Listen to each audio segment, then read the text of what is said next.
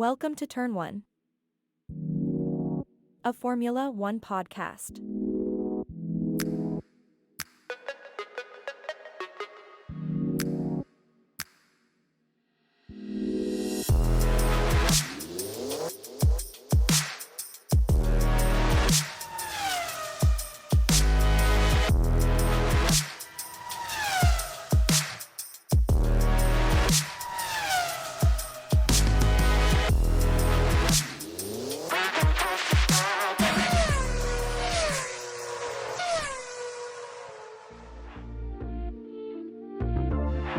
Now entering the grid.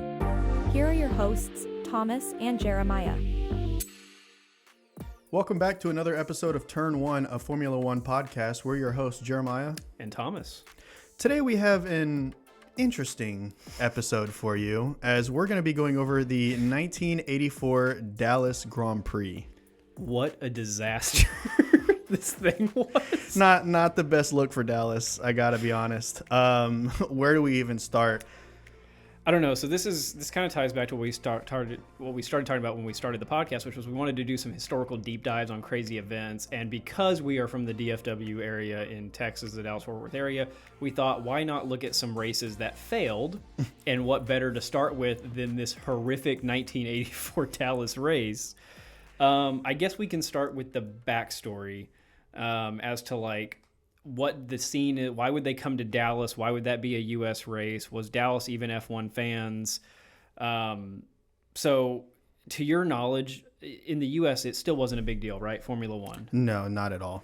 So I have a theory on why I think they came to Dallas, and I ran this by Jeremiah before the show started, and I don't think a lot of people are familiar with this, but obviously the TV show Dallas was a very, very big thing, the original one back from the 70s and 80s, and in Europe, some of the Eastern European countries, that was the first American TV show that they were ever allowed to watch. Like you look at Ukraine and Poland and some of those countries that were controlled by other countries. Dallas, Why? It was a huge deal. So they just fell in love with the idea of the city Dallas. It was cowboys and it was Western. So I guarantee you someone at Formula One was like, we're going to U.S.? Let's go to Dallas. Cowboys. I guess. Big Tex. It's not the best look. Also, the fairgrounds, which is where the race was actually held, not the cleanest area. No. And also not in the best area. No. Now, it might have looked different in 1984, but I'm willing to bet not. No. Fair Park is I don't think that's a city, but that's where they kept saying it was located. That's the area that it's in. That's where the famous Cotton Bowl is that the Cowboys played at for about 10 years. Ferris wheel, Giant Ferris wheel, the 70-foot tall Big Tex statue during the Texas State Fair. But they made a makeshift track out of the roadways or midway, or just laid down asphalt wherever. So there were a lot of things that kind of culminated into this being a disaster, and one of them Jeremiah just touched on. They used asphalt.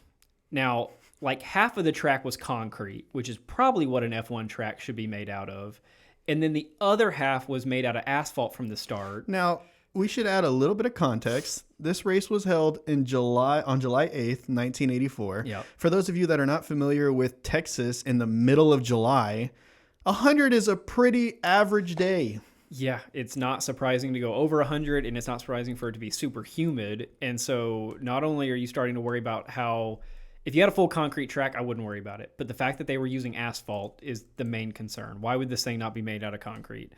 So about half the track was laid down originally with asphalt, which for anybody that is aware of asphalt roads, they do not hold up well really ever, but especially not when hot. And then they had a couple of events leading up to the race that deteriorated the track a lot faster than it should have been. Also, for our European fans, that's 38 degrees Celsius. So hot. We're not talking about your average Sunday stroll. No, this is hot. It's unnecessary for these kind of cars to be put in these kind of conditions. Yeah. So they laid this track down again, half of it concrete, half of it asphalt. And then what do they host the day before the Formula One race? A single-seater Can-Am race, which destroys the track. I mean, there's potholes everywhere, which they decided to patch that night. Didn't hold up. So now we're rolling into Sunday morning, hours before the race, and there's cranes and men all out on the track trying to plug these potholes with fresh asphalt. It's still going to get up to 100 degrees. Nothing's changed about that aspect. Yep. And if you've ever been walking out on a parking lot on a hot day, it doesn't even have to be hot. It could be 80, 90 degrees Fahrenheit outside. The concrete or asphalt gets super hot because it's just baking in the sun. And so they were saying the recorded track temperatures were like upwards of 130 degrees Fahrenheit. Yeah. So they were saying, track temperatures were about 110 to 130. Inside of the cars, it was 140 degrees. So just to start, we're setting the stage here. 1984, the scene is July 8th in Dallas, Texas. The worst time to host anything. We're outside. We're on a brand new makeshift track in Fair Park. You have a mixture of materials going on the track. You had an event the day before that completely tore up the track. You go to the race day, July 8th, and they said they started about 3 a.m. patching this track, but the patch material that they used was defective. And so they let it sit and cure, think you'd be fine. They come back at 9 a.m. and they're like, uh-oh. We got to lay more asphalt. None of this took. So then they're laying down new quick set 45-minute asphalt. Meanwhile, Ayrton Senna and Niki Lauda and all the other drivers they're taking safety marshals around the track and pointing stuff out like, look, man, we can't do this. Yeah. And they're like, race on. Yeah, So as we go into you're able to watch this. You can go on YouTube and you can find it's about an hour and 34-minute YouTube video that covers the entire 1984 Dallas Grand Prix. It's the CBS Sports coverage, and they have a full race buildup for 10 to 20 minutes just talking about how bad the track is. Nothing about where they stand that season in points, what the context of the season is, the storylines of the drivers. No, it is all about, hey, we probably shouldn't race today. In fact, one of the announcers called it the microwave 500. His quote was, track temperature is about 110 degrees. I think they should call this the microwave 500. It is warm out there. I took a couple notes watching the race, and again, I highly encourage you to go. It's an hour and a half well spent. The main questions being asked was, will there be a race? So they were like 10 minutes away from starting the race, and they were still questioning if it was going to start. They said that during their pit walk interviews, every single driver said the race should be postponed. Yeah, only like 2 or 3 drivers, whenever interviewed, were like, hey, if there's a race, we need to race. We're here. We need to get out on track and perform. Right. And then they go to 6 different cameras on 6 different turns, showing in real time the work being done on the turns. And it'd be one thing if it was straightaways and maybe you can avoid the potholes and all this. But no, all of the potholes and all of the new asphalt was laid directly in your driving line on turns. And so whenever they even show like the formation lap or the start of the race, the drivers are going directly over that new asphalt because that is the racing line through the turn. Speaking of the beginning of the race. Oh, no. Oh, hang on real quick. Oh. What was the note made before the start of the race by the construction foreman? I've got it written down if you don't have it. Okay, say the actual quote. So they go to Chris, the pit lane reporter guy, and we'll get to him in a minute. He's a whole story in himself. But he goes, I was talking to the construction foreman just moments ago, and I said, sir, will this track hold up under the extreme forces of Formula One racing? And he said... He looked at him with confidence and said, we'll see. 25 guys are about to go risk their lives going 200 miles an hour around a makeshift track, and the construction foreman's under the impression of, we'll see how this holds up. Before we actually do get in the race start, one more thing to add. We should probably talk about what happened to old Martin Brundle, man. Yeah, so Martin Brundle, as y'all know, is a well-known commentator now, but back in the day was tearing up the streets. And he had a little incident. Yeah, a bad wreck caused him to not be able to race on Sunday as he breaks both of his ankles and is out for about 8 weeks. Yeah. And we'll talk about towards the end of this episode how the safety standards of 1984 compare to today. But the fact that he gets in a crash that would probably be considered minimal and breaks both of his ankles, and then Zhou Guan Yu flips upside down, crashes into the wall, and he's fine. Walks away. Races the next week. Getting into the start of the race, man, it's boring.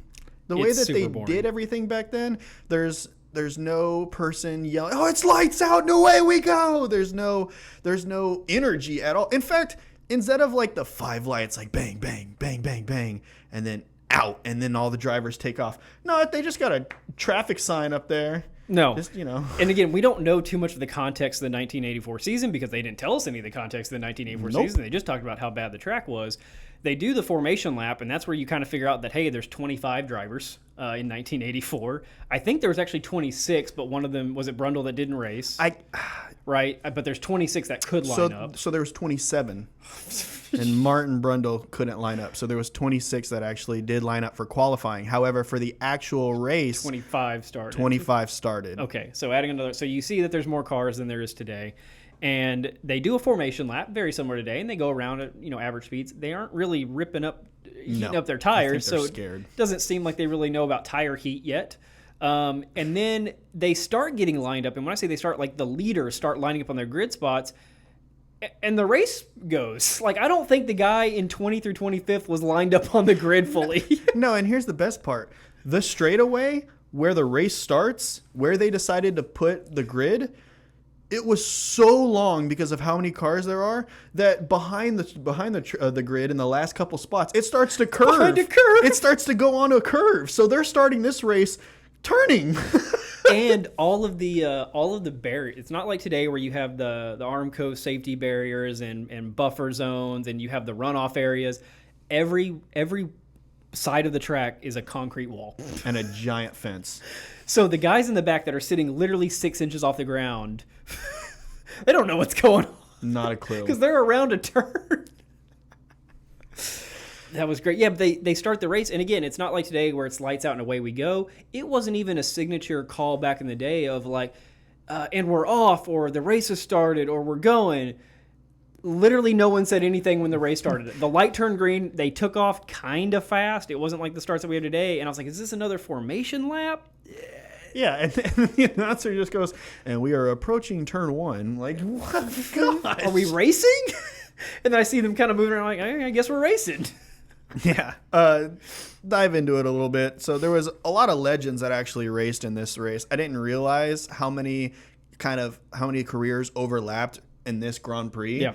I mean, you had Keke Rosberg, you had Niki Lauda, you had Nigel Mansell, Ayrton Senna, Nelson Piquet, Alain Prost. You had, let me see. You had Eddie Cheever out of the great US Yeah, Eddie Cheever, the American. I literally made the note. I made a section on my notes for the drivers because I thought maybe I'll cover some driver stories. Turns out there were no driver stories in the race. It was all just a bunch of disaster. But I put the golden era of F1: Lauda, Senna, Prost, Rosberg, Piquet, Mansell. That's hard to argue with that. Legends. It's not like today where you've got one or two legends on the track, possibly in Max or Lewis. You've got 7 guys. Yeah, and if I'm not mistaken, Niki Lauda was nearing the end-ish of his career, and that was more of like the beginnings of Ayrton Senna. Every time they talk about Senna, they always say the young Senna. Yeah. Because he's like 22 or something like that, just tearing it up. And another interesting note, so as they're going around the race, again, they don't give a lot of race commentary, and we'll talk about the broadcast setup in a minute. But the drivers had a lot of say back then, and I think it was more so than they had today. The drivers ultimately were the ones that were allowed to make the call if they wanted to race or not. So everybody out on the track was given the option by their team principals, I think they just said owners back then, of whether or not they wanted to race. But the thing is, though, is I think if they opted out of it, it's not that the race wouldn't have gone. I think they just wouldn't have gone. Right. And then at that point, you're putting your team in jeopardy and your driver's championship in jeopardy. It was the question of if the team principals are allowing drivers to decide whether to race or not. And I guess they just didn't want to back out, which I get. And luckily, no one got like hurt or anything during the race. During the race. Sorry, Brundy. But yeah, absolutely wild. And then you had the note. The guy, Gil Berry, he said that he's been covering F1 since the 1960s, and he's never heard so many complaints from the drivers before about a race. I mean, rightfully so. This was 20 years, never heard. Terrible track. Actually, I take that back. A lot of the drivers liked the track, the layout. However, it was the actual track itself, the material, how it was made. That's the part. It looked like a cool track. Yeah, I mean, if you look at the actual schematics of how the track looked, it's pretty sweet. It goes around the Cotton Bowl. It's got these cool shapes, designs, different kinds of turns that, I mean, arguably you'd see today. Okay, so we mentioned the race start, super boring. They have a green light go, and they give absolutely no commentary, build-up, or fanfare for the start. And then I noticed something as they switched to a turn camera. It was the first or second turn they went around. What's the first thing that they drive over? Straight over that like 30-foot line of brand new asphalt that they were working on 30 minutes before. And they're going 120 miles an hour straight over it. No. However, I will say Nigel Mansell did one heck of a job. Yeah. I mean, up until he didn't. The two Lotuses were stealing the show. Really fast, man. Yeah. I mean, Nigel Mansell, he took off and put a giant gap between him and his teammate in second. Yep. So then it was basically all the rest of the drivers versus the driver in second while Nigel runs off with it. And he led for the majority of the race. I also made the note that we did an episode on like some historical liveries and some of the best of all time. There were a couple in this race that could have been up there. One in particular, the McLaren, Marlboro McLaren. That one was in our top 10. Right, that one was. And then you have the black and gold Lotus, which those two were leading the way. They just look cool. That was a cool era. Those were, we referenced in our last episode how Formula One cars have changed to be bigger. They used to just be essentially go-karts. These look like go-karts. Yeah, and it was cool because the stance, I feel like the stance was wider. Yeah. So maybe you know how like the cars today are way bigger than they were. So the actual car itself was smaller, but the stance that it had, so basically the tires and how far they came off of the actual car itself and stuck out to the sides. It looked sweet. It looked aggressive. It looked sweet. You had a lot of exposed linkage, Yeah. especially on the front tires. And yeah, it gave it that aggressive stance, but it is just a jacked up go-kart. I mean, pretty much, essentially. Oh, also, a lot of them were V6s. Interesting. Some of them 4-cylinder. And some of them 8-cylinder. Would that fly today, having different engines? Not a chance. But back then, that was free roam. I mean, you could go and you could pick any engine that you wanted. It was essentially, can you build the fastest car? Can you build a faster car? Yeah. And so tying back to that, so as you go through the race, if you're watching this, again, it's about an hour and a half of your time, definitely worth it. You're going to see some comparisons to 1984 Formula One versus 2023 Formula One. And we'll get to some of the safety ones in a minute, but Jeremiah calls out a good one there. The engines, vastly different. Car designs were pretty different. You could also run different tire compounds on your car at the same time. Yeah, that was weird. They showed a little graphic. It wasn't a graphic. Okay, you're right. A whiteboard that some guy was holding in front of the camera. That had all the cars and their numbers on them. Yeah. And then they had all 4 tires blank, and they wrote in with an expo marker what tire compound they were actively running. And you had guys that were running, like, I can't remember what the name, I think there was like the letters at that time. A, B, and C. Yeah, so one guy had like A's on the front and C's on the back. I was like, what is going on? So you would have this crazy tire deg issue where like your back tires would be frying, but your front tires would be cooked. So you'd have to come into pit stop, but you'd only change out the front 2. And so a guy pulls out of the pit and they're like, well, he's on 2 fresh new tires. I'm like, 2 fresh new tires? What about the other 2 tires? You got 4. No, those are good for another 14 laps. There was a lot of the concrete barriers in it. That's kind of a safety one, but I'm talking more about the guys running off the track. There's no way they would allow concrete barriers in today's F1 anywhere on a track. No, that's how lives are taken. That's how Ayrton Senna's life was The taken. only exception would be like the Monaco tunnel. Oh, because yeah, you can't sure. change that. Yeah, you can't really do anything about that. And plus, that's a staple, so you kind of have to leave But the that. rest of Monaco, they've bordered with the safety barrier. Yeah, or at least runoffs. There's not many areas with runoff, but there is runoff versus this Dallas Grand Prix. Dallas Grand Prix, where there is no runoffs whatsoever. It's just track and concrete.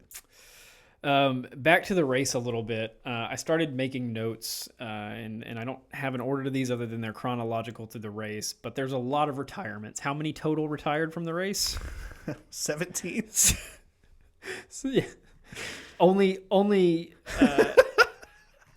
finished. Only 8 finished the race. Only 8 finished.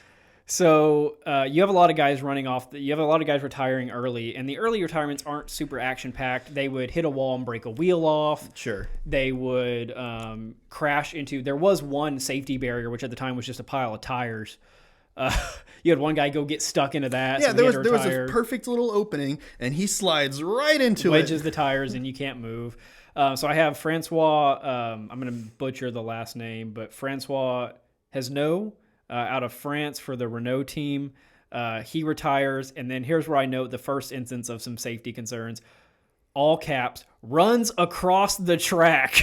Yeah, so apparently nobody cared back then. You could Nobody. hop out your car and you look left and right real quick, and then you run across the track. The sad thing is, I think that's safer than staying in your car because today they have the runoff area, right? So Sure. today if a guy crashes or whatever, one, they're going to safety car the whole race. Yeah. And so the driver gets out in a safe environment.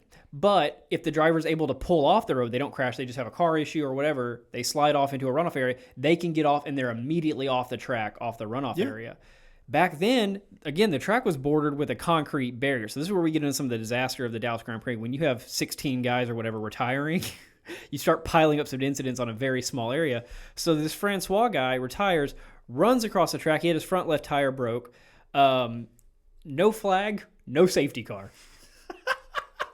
Oh, wait. We forgot the best part.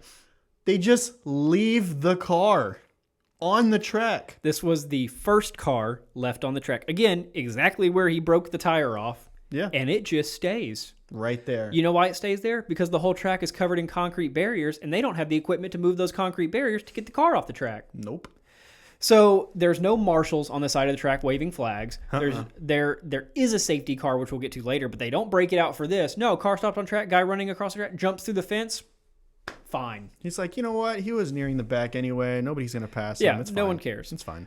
I noted this. This is literally 30 seconds later in real time when you're watching the race. Senna's driving backwards for like 80 feet. Yeah. So he gets a bad spin, goes backwards, and then is just doing this cool coasting backwards until he gets to the turn. Tries to do a 3-point turn, butchers it, and then the camera cuts off. But it's safe to assume he had to back up again just to get going right. I was hoping you caught this. Did you see what happened as he was failing the 3-point turn? No. Here's something that wouldn't be allowed today. Two dudes that are, I guess, marshals come onto the track from off the track and push his car. That's how it went back? Oh, no. So No. he backs into the runoff area, which was about 3 feet of runoff area. And he has two guys come out and push the back wing of his car forward. Jeez. That's so bad. So you've got him backing up on the track, two guys on the track that shouldn't be on the track, touching his car, which that just seems unfair for some reason. And then, he picks it back up and keeps on going. After he does that, the safety car is deployed. But what was deployed? I mean, you saw a car on track, that's for sure. That's about it. As the camera then cuts right back to the action as the guys in front are trying to pass each other. And then you never see anybody slow down. You never see anybody line back up. And, there were commercials back then. And from the version that we were watching on YouTube, it skips through the commercials. I guess there's a chance that the whole safety car sequence could have happened during a commercial break, but I didn't see anything. It didn't sound like a break. Not word for word the quote here, but the announcer has basically said, and the safety car is deployed, back to the action. Yeah, what? And it goes back to showing the cars fighting for first. And this whole broadcast was a disaster because we were trying to watch the broadcast from a race perspective. Like, how did this race unfold? How did they deal with the track conditions, all that? You could not tell at any point during the race what was happening. No, there's no markers on the side that shows all the drivers in their current position. They didn't talk about what positions. They would be like, oh, and here's Mansell now. Great. Where is he in the race? I have no idea. Here's the thing. I don't think, maybe for 1 second, but I don't think that they showed anybody out of the top 4 or 5. Unless they were retiring, in which case they would just show them running off the track. They never went back and showed how they had to retire. They'd just be like, and so-and-so's out of the race, back to the action. Let's get back to these retirements because this is funny. It gets better. So again, the safety car was deployed, but you see it for all of 2 seconds. And again, the drivers never slow down. They never line up behind it. So that goes back to our whole thing on these cars are just piling up on this track at this point. I don't know where the safety car went or what it did. No idea. They also reference emergency tire changes are being put into place, which basically I took as, if you got a different understanding, let me know. But the entire pit row was just all the teams ready to change tires at a moment's notice if their guy had to come in. Which I guess, I don't know, I don't know what to contribute that to in terms of like today's F1. I'm just picturing like all 10 teams, all 20 driver bays, all sitting there waiting in their box. It happens during safety cars nowadays because guys will box and then majority of the people will take the free tire change. but they're not all sitting. I guess they are kind of all sitting out there, but they were like that for the entire race. That's got to be. I mean, what were the communications like back in 1984 with your driver? They showed the guy with the big radio setup, and he's like, we're able to communicate with our drivers. I was like, oh, yeah, high tech. Okay, this is where you can notice on my screen, I underlined this next section. Oh. Stefan Belloff. Is that how you say his name? Sure. German guy for the Tyrrell racing team. He retires. Don't know how he retired. They never showed it. But he also runs across the track. And then he's the first interview that they get from a driver that retired. Do you have any notes on what he said? No, but Okay. I remember listening to it. So he was asked about the race, and he said he was asked. He gave this long description. It was kind of hard to understand him. The quality of the video is not great. But the announcer clarifies, so you're blaming the track conditions and cement for your retirement? He goes, yes, absolutely. That's a cop-out. Basically, I would still be in the race if this was a normal track. And then he also clarified this race shouldn't have started. 100%. And then they ask him, how many drivers do you think will finish the race? Didn't he say like 5, 6? 6. Yeah. He said, I think we'll see 6 finish. Out of 25. Not far off. 25 start the race, and he thinks 6 make it across the finish line. Not far off. Not a bad guess. They did mention the race the week or two before was in Detroit, and I don't think it went well either. No, I remember them talking about this. Something to the effect of Detroit Grand Prix not going that well. Which I think they only had 6 guys finish that. Does that mean that there was 2 U.S. Grand Prix There might have in been 1984? Because wasn't there an old Vegas There Grand Prix was. too? I don't think that was the same year. The Vegas one was terrible too. You know what? We can talk about that one on a later episode. Yeah, this is all kind of a setup or a precursor to us doing some failed Grand Prix. But I did want to see how many people finished the Detroit Grand Prix. 5. 5 finished the Detroit Grand Prix. So 6 finished, but Brundle was disqualified. Oh, Martin. He's getting kicked out. Hey everyone, Thomas here, co-host of the Turn 1 podcast. If you're currently listening to this episode, awesome, thank you. You can also find us on YouTube, Instagram, and TikTok at Turn 1 Podcast. We will be posting full-length episodes, highlights, and clips on those 3 channels. You can also find us on Twitter at TRN1 Podcast, as well as Facebook, Turn 1. Finally, we have an email set up for everyone, trn1podcast@gmail.com. Please feel free to send us any comments, suggestions, or questions you might have. Just like the podcast, we are looking to grow and learn and become even bigger fans of the sport of Formula One. With that, we'll get back to it. So yeah, Belloff goes off and he's the first guy. And then after that, every guy that retires, they essentially get an interview out of him and they all blame the horrible track. So not only at this point, we're only like 6 laps in at this point. Didn't they interview Eddie Cheever too? They did. He's next. So not only at this point is the track tearing up, but these cars aren't made to bump like that. No. They are sliding into walls because of the bumping and the tire degradation and the broken components on the car. The drivers are not only exhausted because it's 1,000 degrees inside their fire suits, but they have mild concussions because they're being bumped around in the cars. Yeah. The next guy to go out after Francois goes out and Stefan Belloff goes out is the American Eddie Cheever. He retires.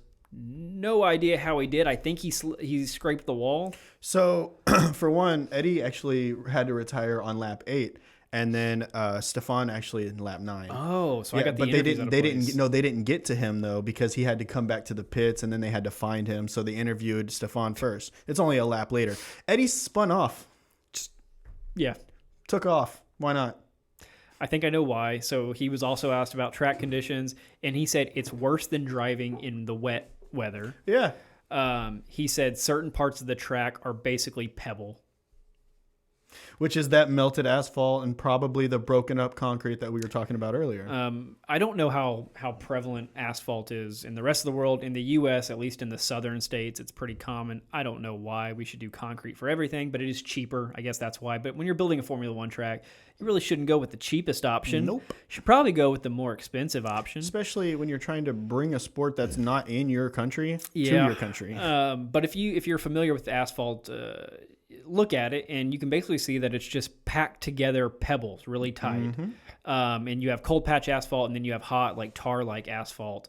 And this was quick set 45-minute hot asphalt that They did not give it enough time for those pebbles to adhere to each other. And even if they did, even if those had been sitting out there for days and it was good quality asphalt and all that, an F1 car is still going to tear that up. No, we're talking regular about, cars tear that up. We're talking about 110 degrees on track. We're talking about these giant rubber wheels. They were on slicks back then, by the way. Don't know if you were aware of that. Yeah. So we're talking about melted rubber and these hot tires going around this track on a 110 degree track when it's 104 outside. Eddie Cheever's last note was that he thought they should have raced. He said, yes, we should have raced, Yeah. but the asphalt should have been put down a lot earlier or the race delayed by 5 to 6 hours. I think he just wanted a home Grand Prix. Yeah, and I don't blame him, but the fact that you had the Detroit one the week before that be a disaster, and then the Dallas one is a disaster, you're just thinking, oh, this isn't good. We're not coming back to America. Never.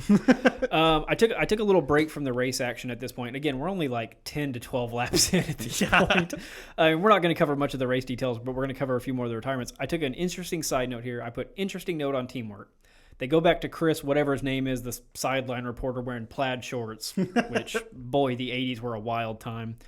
He said in the seasons preceding this, there has been more of a focus on the individual driver's performance in race results than the race results of the team. So it sounded to me like prior to the 80s, it was a big focus on if you were running 1 and 2 in a race, your only job would be to finish 1 and 2. The drivers wouldn't compete. The second driver would just know that his spot is to defend. And that's what the Chris sideline guy said. But he said now they're allowed to race. Oh, because it's more driver focused. Right. So if you're the Lotus team, which at the time had the 1 and 2 spots, they were racing, which was new for Formula One back then to have teammates compete. Which is also sad because, like I said earlier, Nigel Mansell took off. Yep. And so he was having to battle it out with Elio De Angelis. De Yeah. Who ended up finishing ahead after he ran like 40 laps in the lead. Okay, I have the driver, Patrick Tambay, the French driver from Renault. He loses a tire, a right rear, and they deducted that it was because of the track conditions, how bumpy it was, that the car wasn't made for that. And then here's some 1984 technology for you. Are you ready? They show the start-finish line, and they show what looks like a tennis referee sitting on like a ladder stool with like a bunch of papers. I saw this. And I was like, are they judging? Yeah. Are they calling fouls? No, they show a tiny little TV next to that person. That's their $600,000 tracking device. Okay. And it's broken. It's one of those tube TVs. It's about yay big. It's about a 5-inch screen. And that device is supposed to track the times of all the cars on the track. Maybe that's why they didn't show any times whatsoever. It could be, but they didn't show them from the start of the race. So they're just standing on there on the pit lane with a stopwatch. Yes. So that person sitting up there looking like a tennis official had the papers, and they were with a stopwatch marking all the times as the cars crossed the line. Hold on. And those were the official times. Was that person with the stopwatch? Here's my problem with this. Unless you have 26 different stopwatches going at the exact same time, how do you track everybody's They said time? that was the old school original way of doing it, and when their $600,000 1984 technology broke, they just go back to what they used to do. That's sketchy. Could you imagine watching the Red Bull Ring, the Austrian Grand Prix, and there's some dude up there? That's sketchy, dude. So I don't even trust these lap times so much. Okay, around lap 26, I think this was probably your favorite part of the race. They put a Hunger Games style tracker on the screen. We started with 25 and we're down to 19. And they put the list of the retirees up on the board. Oh, it's so bad. Okay, so by lap 26, 2, 3, 4, 5, 6, 7, 8, 10 people had already retired.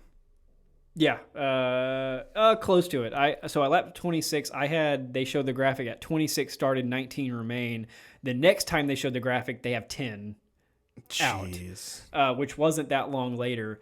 But if you watch a race in modern times, like anything in the past 20 years, you have maybe 1 to 3 retirements a race. Oh, yeah. Some races don't have any. Right. The fact that this had 10 in the first half...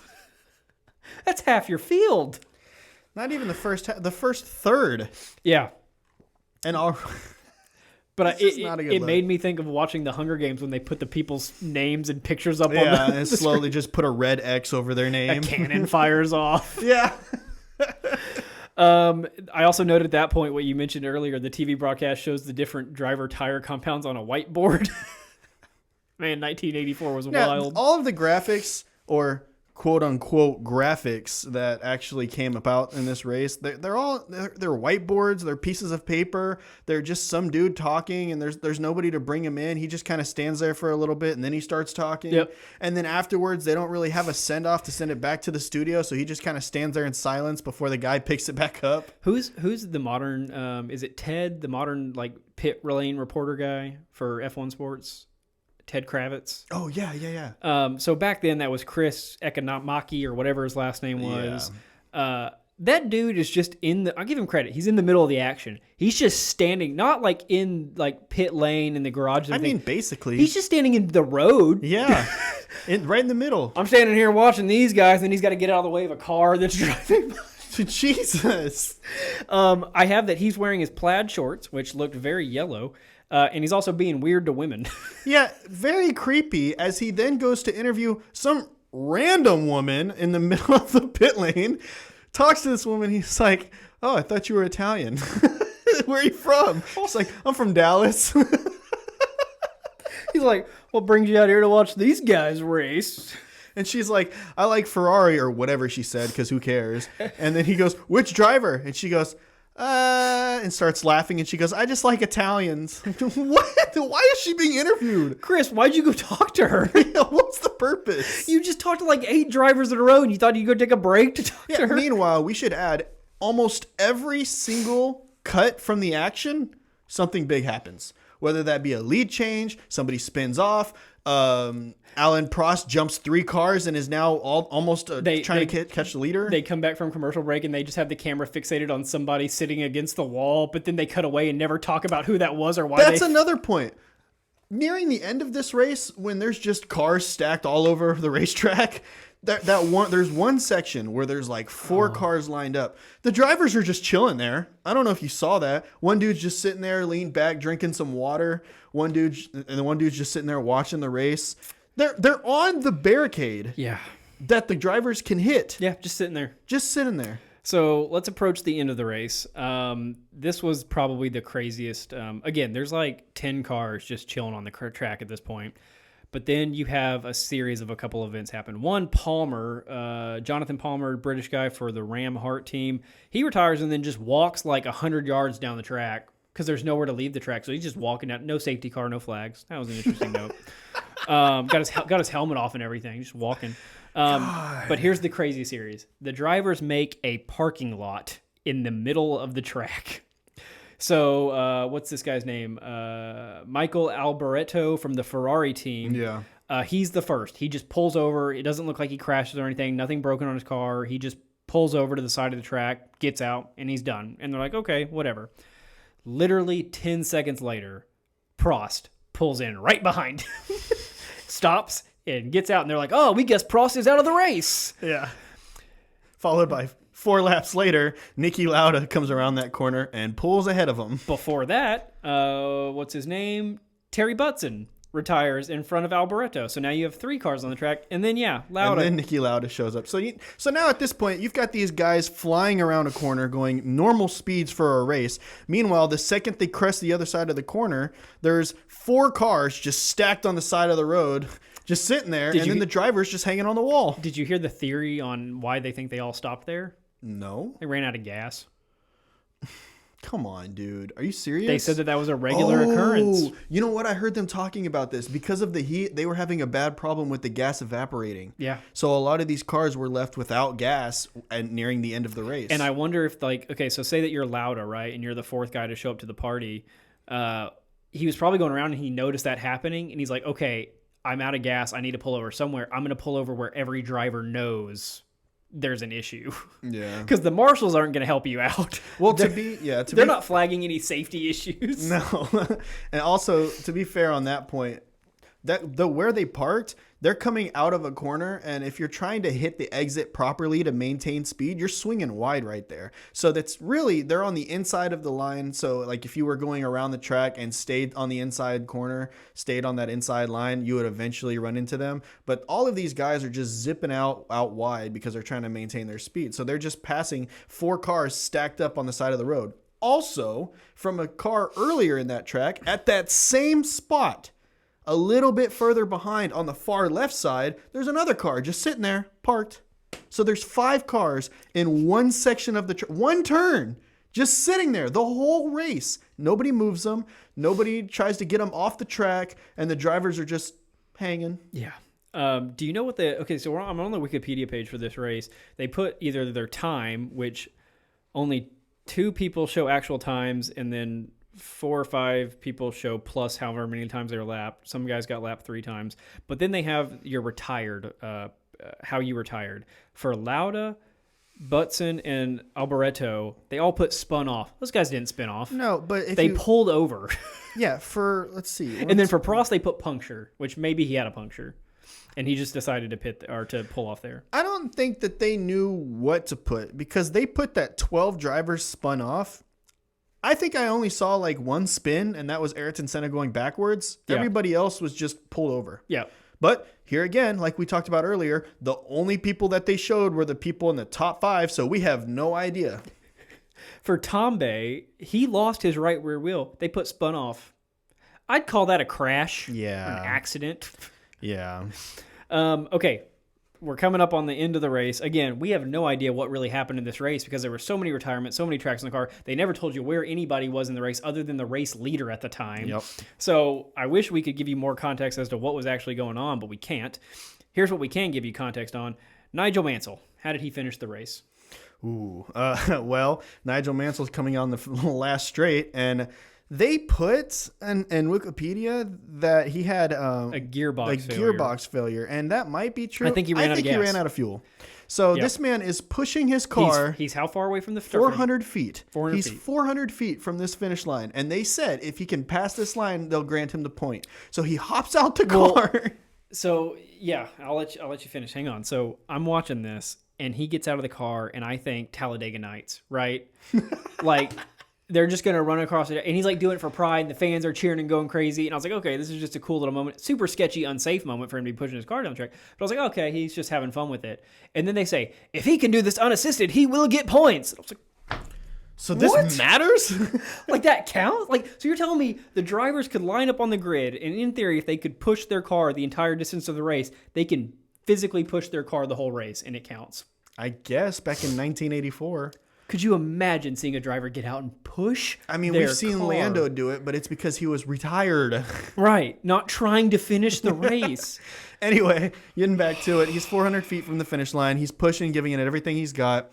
All of a sudden, you see him kind of do this, like, stand up in a very weak, like, I don't know, kind of like he just goes limp. And then his whole body just comes cradling to the ground as he faints from either heat exhaustion, dehydration, you name it. I thought he was joking. I thought he was like, oh, I'm pushing the car for a bit. This is funny. This is a horrible, stupid race. We should have never done this. Falls over. And then I thought he'd just get right back up. He did not get right back up. Then he has 30 people swarm him as they're trying to make sure that he's fanning him. Living. So they get him out, they get him up, carry him off the track, get him off to the side, start stripping off all of his race gear, giving him water, spraying him down with water, giving him ice cubes, doing anything and everything to keep this man awake. Yeah. Not a good look. No, in 5 seconds, I went from, oh, this is funny and cool. He's trying to do whatever to, oh, he's dead. Which, thank you for not dying. But, yes. And so this whole race was a disaster. You have 8 recorded finishes. They counted him as finishing the race, but he didn't. I wonder if it had something to do with him getting lapped, maybe? I don't know. There was 2 other cars that finished the race after him that were 3 laps down, so I don't really understand how he finished in 6th if he never crossed the line and he fainted. But I don't know. I mean, he was okay. So here's the thing: to kind of talk about the race some more in terms of who was winning. Nigel Mansell led this thing for, I don't know, out of 67 laps, probably like 47, something like that. And then he gets passed finally by, first of all, Keke Rosberg is jumping on his gearbox, trying to get past him in any way that he possibly can. Can't get past him. Nigel Mansell locks up going into a corner, causing Keke to slow down because, like I said, he's right on his gearbox. Here comes Alan Prost, takes advantage of the situation, passes Keke Rosberg, and is now chasing down Nigel Mansell.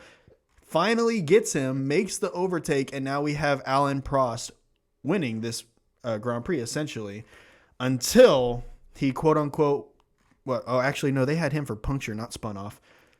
Okay, Doesn't whatever matter. it was. He pulls off into the same parking garage in the middle of the track that all the other cars are. And there goes Nigel Mansell back in the lead. Well, Nigel Mansell starts having tire problems. And so he starts falling back. All of a sudden, the announcers are like, and Mansell's in second. Mansell's in third. Mansell's in fourth. I'm like, oh no, Pitt, do something. So his tires were cooked. Yeah. So he goes into the pits, gets some fresh tires, but at that point, there's nothing else that he can do. And then eventually, what they call a gearbox, what I'm saying, runs out of fuel right before the finish line. So a couple takeaways from this race. One, 1984 Formula One safety standards are wild.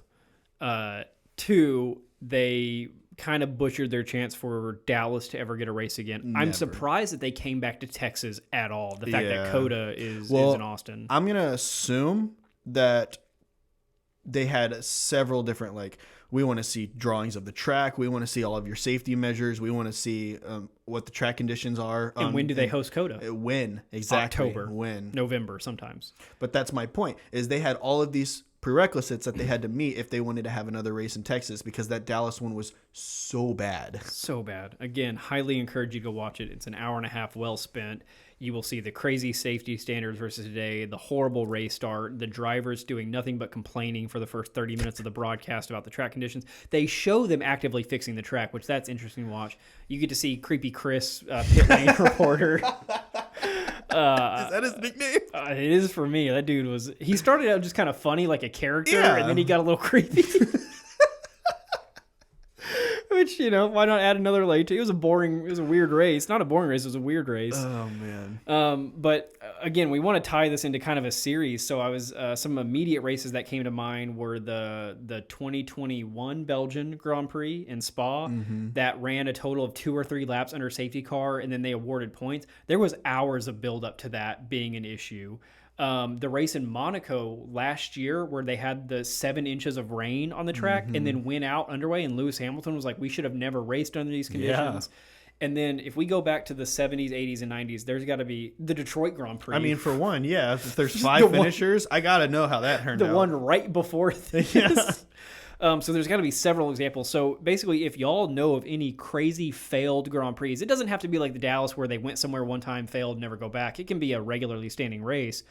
Where's the story? What's the interesting story to follow that other people in Formula One need to know about? Because there's a clear reason why they will never come back to Dallas. This is why. Yeah. We talked about them running through Cowboy Stadium or something like that. No, because of this. Nah, not going to happen. Fun little tip. Well, actually not fun. Kind of sad. Hey, man. Hang on. I'm getting there. So do you know what the next race was on the 1984 calendar after Dallas? Probably something awesome like Monaco. That was Martin Brundle's home race. And he's out for 8 weeks with 2 broken ankles. He had a rough career. He's a good announcer, though. Overall, like I said, just give that race a watch. You'll see the bumpiness of the track, the crazy stupidity behind the patched asphalt. But yeah, horrible, horrible race. But again, really entertaining to watch if you're into F1 and you want to see how it stacks up to today. Also, I don't know if this was just how it was back in 1980s. Maybe it's something we definitely should know, and it's something we'll do research on. Only 6 places got points. Yeah. 9, 6, 4, 3, 2, 1. So quite a spread. I mean, proportionally, kind of like today. Right. I mean, essentially, you kind of just double the values. But yeah, there's a lot that we can dive into this. We'll probably do some eras of Formula One, look at the 70s, 80s, and 90s and see how everything stacks up. The points, the drivers, the teams, the cars. But this was a nice little aside on one horrible Grand Prix. Yeah. Well, as far as Grand Prix go, kind of want to watch it again, if I'm being honest. I wish that I could have seen this live. I wish the coverage would have been better. I wish we could have seen more of the fights. They never held on a camera for more than like a second or two. No. And also, like we mentioned earlier, there's no trackers, there's no times. You can't tell who's in what position unless they finally bring it up like halfway through the race, and it's only for a split second before it's back to the action. Yeah. All right, guys, thanks for watching. If you have any comments or suggestions as to some other failed Grand Prix or failed locations, reach out and let us know. Also, guys, let us know what you thought about the 1984 Grand Prix or Dallas Grand Prix. And if you go and you watch it, come back onto our episode, leave a comment down below so that we can read what your thoughts were on the 1984 Grand Prix, Dallas Grand Prix. Jeez. Yeah, absolutely. With that, thanks, guys. Bye, guys.